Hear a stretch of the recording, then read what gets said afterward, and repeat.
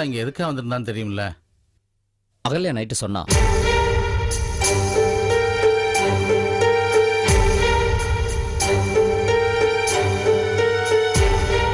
ஏதோ ஷூரிட்டிக்கு எழுத்து வேணுமாமே.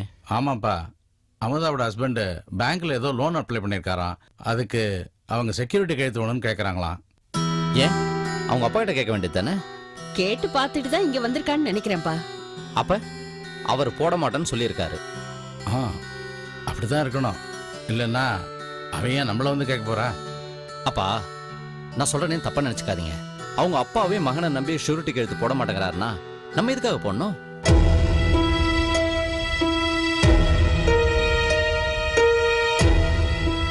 என்ன இருந்தாலும் நம்ம பொண்ணு கொடுத்துருக்கோம் இல்லையா? அந்த ஒரே ஒரு விஷயத்துக்காக இன்னும் என்னென்னப்பா பொறுத்துக்க முடியும்? 3 லட்சம் ரூபாய் கொடுத்ததுக்கே எவ்வளவு பிரச்சனை அனுபவிச்ச தெரியும்ல, அதெல்லாம் மறந்துட்டீங்களா? அதே மாதிரி எப்பவும் நடக்குமா என்ன? அதுவும் இல்லாம அவன் நம்ம கிட்ட பணம் ஒண்ணும் கேட்கலையே. அப்படி கேட்டாலாவது எங்கேயாவது புரட்டி கொடுத்துடலாமா? ஆனா இது இங்க பாருங்க, அவர் எவ்வளவு பணத்துக்கு லோன் அப்ளை பண்ணிருக்காருன்னு தெரியல. நாம பாட்டுக்கு போயிட்டு கையெழுத்து போட்டு வந்தோம்னு வச்சுக்கோங்க, அப்புறம் பிசினஸ்ல லாஸ் அது இதுன்னு ஏதாவது சொல்லி லோனை கட்டலன்னா மொத்த அமௌண்ட்டையும் நாம தான் கட்டணும். நம்மளால அதை கட்ட முடியுமா? அப்போ கையெழுத்து போட மாட்டேன்னு சொல்ல வர? அம்மா, அப்படிலாம் சொல்லல.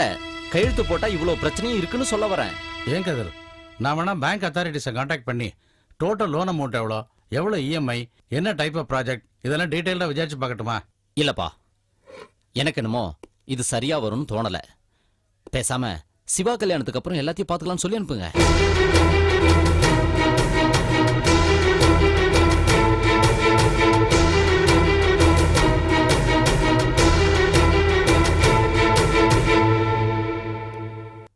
அப்பா, உங்களுக்கு நம்ம கம்பெனியோட பொசிஷன் நல்லா தெரியும்.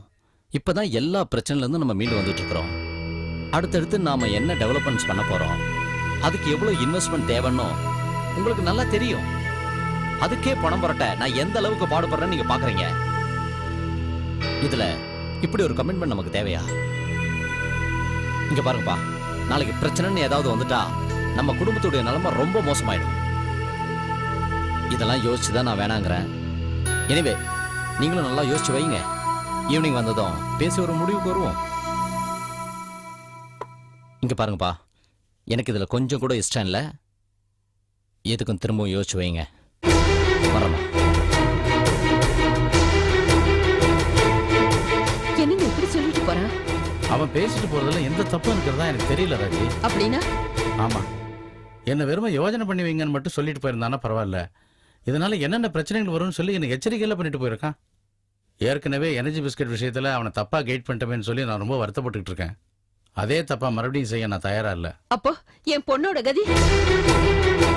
அதான் சிவா கல்யாணத்துக்கு அப்புறம் பாத்துக்கலாம்னு சொல்லிட்டு போனான்ல, அதே மாதிரி செஞ்சுட்டா போச்சு. என்னம்மா, கையெழுத்து போட வேண்டாம் நைட்டே சொல்லி வச்சிட்டியா? ஐயோ அத்தை, நான் அவருக்கு போதும். வர வர எல்லா விஷயத்திலையும் தலையிட ஆரம்பிச்சிட்ட. எதுக்கு ஒரு அளவு இருக்கு, அத ஞாபகம் வச்சுக்க.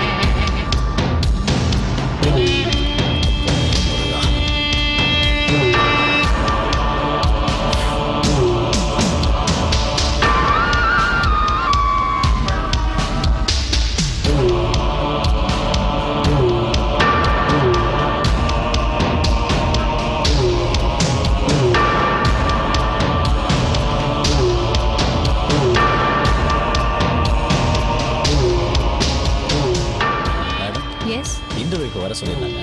அங்க உட்காருங்க. தேங்க்யூ.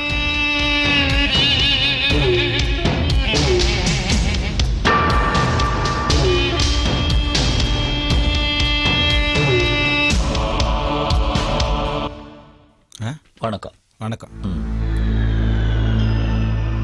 இன்டர்வியூ ஆரம்பிச்சாச்சா? இல்லை சார்.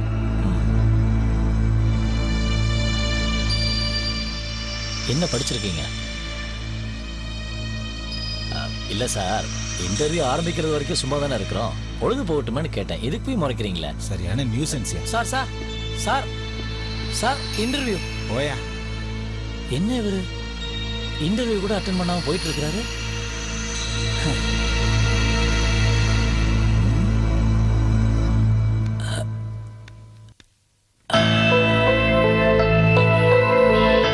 வணக்கம். இன்டர்வியூக்கு தான் வந்திருக்கிறேன். என்ன படிச்சிருக்கீங்க? சத்தியம்தான் நான் படித்த புத்தகமடா. Silence please.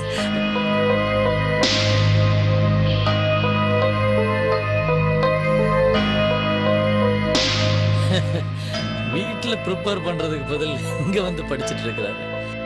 மனசுக்குள்ள பயம் வந்துருச்சு போல இருக்கு.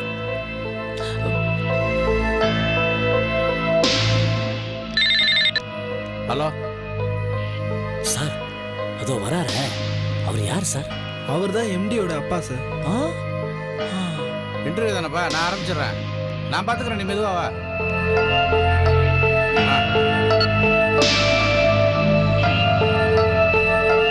Good morning sir. நான் வரேன் சார். போயிட்டு வா. தம்பி ஒரு நிமிஷம். நீ யாரு என்னன்னு எனக்கு தெரியல, இருந்தாலும் தெய்வம் மாதிரி நல்ல நேரத்தில் வந்து எனக்கு உதவிட்ட. உனக்கு எப்படி நன்றி சொல்றதுன்னு எனக்கு தெரியல. அதெல்லாம் ஒண்ணும் இல்லை சார், என் கடமையை தான் செஞ்சேன். வரேன் சார். வா.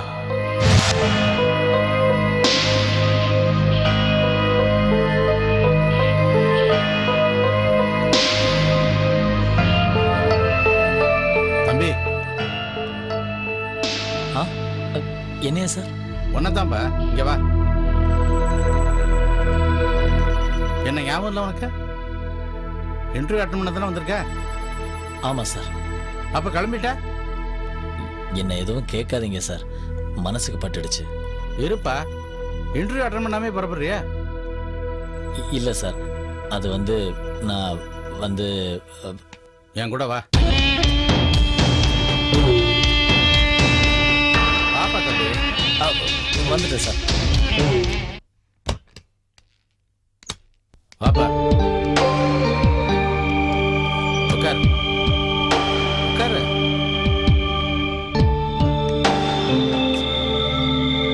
இப்ப சொல்லு, எதுக்கு கிளம்பின? சார், என்ன உங்களுக்கு தெரியுதா சார்? லேஸ்ல மறக்கக்கூடிய உதவியா நீ எனக்கு செஞ்சிருக்கிறது. நீ மட்டும் அன்னைக்கு அந்த போலீஸ் ஸ்டேஷன்ல அந்த பொட்டியை என்கிட்ட கொண்டு வந்து கொடுக்கலன்னா என் நிலைமை என்ன இருக்குன்னு என்னால நினைச்சு கூட பார்க்க முடியல. சார், உங்களுக்கு ஹெல்ப் பண்ணுங்கிறதுக்காக நான் அந்த பெட்டி உங்கள்கிட்ட கொண்டு வந்து கொடுக்கல சார். இதை பார், நீ எதுக்காக கொண்டு வந்து கொடுத்தியோ அதை பத்தி முக்கியம் இல்லை. ஆனா அந்த நேரத்தில் நீ செஞ்ச அந்த உதவி என்னை பொறுத்த வரைக்கும் ரொம்ப பெருசு. அதனால தான் சார் நான் இழந்து போனேன். அதான் எதுக்கு? நான் தற்செயலாக பண்ண விஷயத்த நீங்கள் பெரிய உதவியாக எடுத்துக்கிட்டீங்க. அதனால தான் சார் இந்த இன்டர்வியூ அட்டன் பண்ண முடியல. நீ என்ன சொல்றேன்னு எனக்கு புரியலப்பா. சார், மனசாட்சின்னு ஒன்று இருக்குது சார், அது என்ன அடிக்கடி கேள்வி கேட்குது சார். அதுக்கு சரியான பதில் சொல்றதுக்காகவே நான் தப்பு தண்டா எதுவுமே பண்றதில்ல சார். சரி, அதுக்காக இன்டர்வியூ அட்டன் பண்ணாம ஏன் புறப்படணுங்கிற? உங்களுக்காக தான் சார். தப்பா எடுத்துக்காதீங்க சார். வீட்டில இருந்து நான் இங்க கிளம்பி வரும்போது நல்லபடியா இன்டர்வியூ அட்டன் பண்ணணும் தான் சார் வந்தேன். ஆனா நீங்க இங்க இருக்கிறத பார்த்த உடனே இன்டர்வியூ அட்டன் பண்ண வேணாம்னு தோணுச்சு. நான் என்னதான் கஷ்டப்பட்டு நல்லா இன்டர்வியூ பண்ணாலும் கூட உங்க மனசுல நான் உதவி பண்ணவனா தான் இருப்பேன்.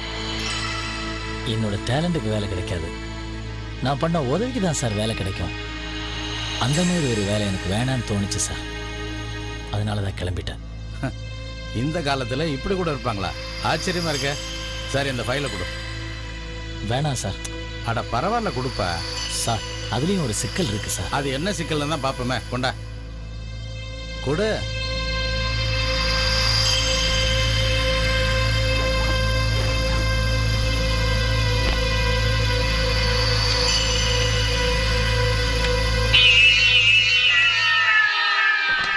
என்னப்பா ஒண்ணுமே காணுதுல?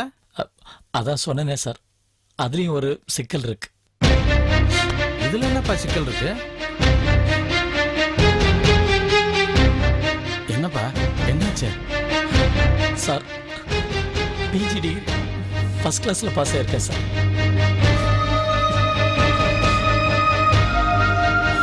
காலேஜ்ல இருந்து வீட்டுக்கு வந்துட்டு இருந்த போது அந்த கோர விபத்து அப்பதான் சார் நடந்துச்சு.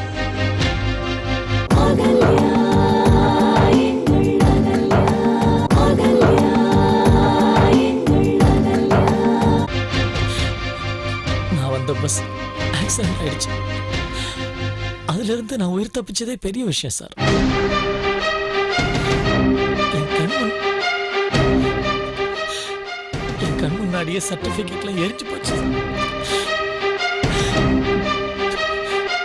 ரொம்ப மனசு உடைஞ்சு போச்சு சார்.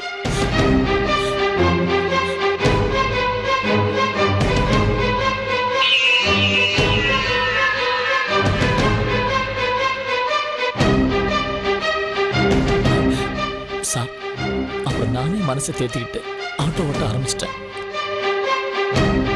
இந்த மாதிரி இன்டர்வியூல அவங்ககிட்ட என் கதையை சொல்லி வேலை கேட்பேன். எக்கச்சக்க சர்டிபிகேட் கொண்டு வர்றவங்களுக்கு வேலை கிடைக்கிறது ரொம்ப கஷ்டம் சார். இந்த மாதிரி ஆட்களுக்கு எப்படி சார் வேலை கிடைக்கும்? ஆனா என்னுடைய முயற்சியை மட்டும் இதுவரைக்கும் விடல சார். சார், ஒன்று சொல்லட்டுமா சார்? சொல்லுப்பா. முயற்சி உடையா இகழ்ச்சி அடையா, இல்லையா சார்? கரெக்டா சொன்னப்பா. ஃபைலை கொடுங்க சார். அப்ப நான் கிளம்புறேன் சார். தம்பி கொஞ்சம் நில்லுப்பா. உன் பேர் என்ன சொன்ன? கௌதம் சார். கொஞ்சம் இரு.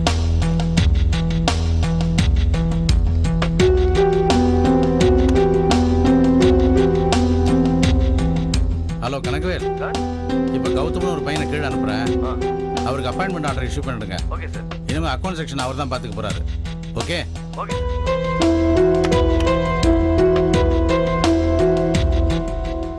கீழே கனகவேல்னு ஒருத்தர் இருப்பார். அவரை போய் பார்த்தேன்னா அக்கௌண்ட் செக்ஷன்ல ஜாயின் பண்ணிடலாம். ஆர்டர் கொடுத்துருவாரு. சார், சார், நீங்க தெய்வம் சார். என்னப்பா எதுக்கு? No no no. போயிட்டு வா. Best of luck. Thank you sir.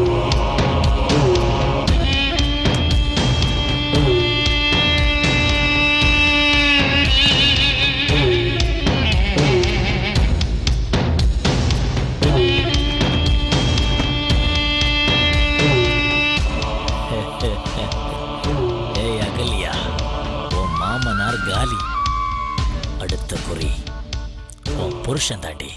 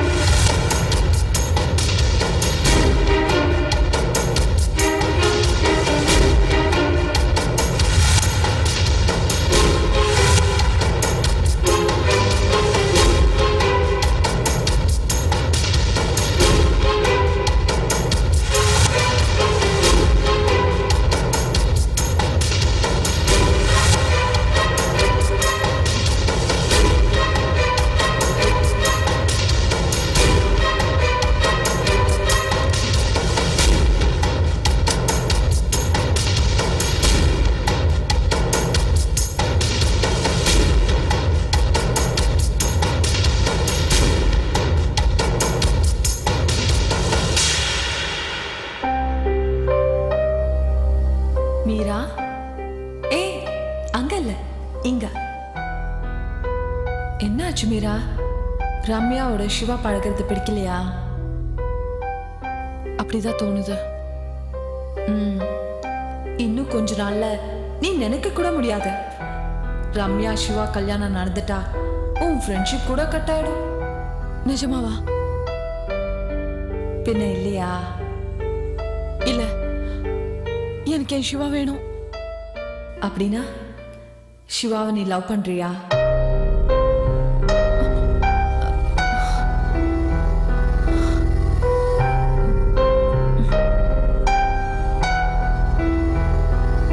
சிவாவை லவ் பண்றியா?